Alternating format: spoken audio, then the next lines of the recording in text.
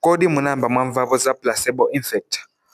Placebo effect ndi condition imene munthu umati ukapasidwa mankhwala abodza nali onsewo umatha kuchira ndithu.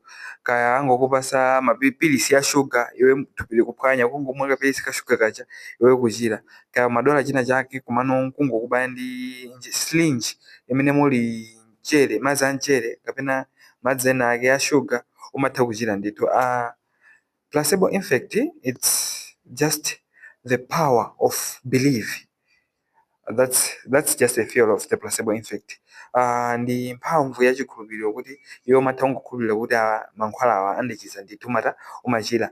And this placebo effect was first discovered in the Second World War pamene nese wina wake anambaya wounded soldier, asilikali oti wavulala ku nkhondo ndi injection yokuti muli mchere. After that zinapezeka kuti uyu wounded soldier uja anamva bwino and ndipo anapangidwa surgery opanda morphine wina aliyense, surgery ija nkutheka nkuchiranso. Then anayamba kuzifunsa. After that kwachitika ma research, ma studies hundreds and hundreds, komano mpaka tsiku la leroli palibe study imene imafotokozera bwinobwino placebo effect. And this is one of the wonders of science and one of the wonders in medicine. Mukhandise kupambana. And I have made the whole video ku YouTube. Mungopita ku YouTube mukangosearch Shamina narrates, mukupita ku YouTube yathu mukasearch video imene yakamba za placebo effect mukayiona ndithu.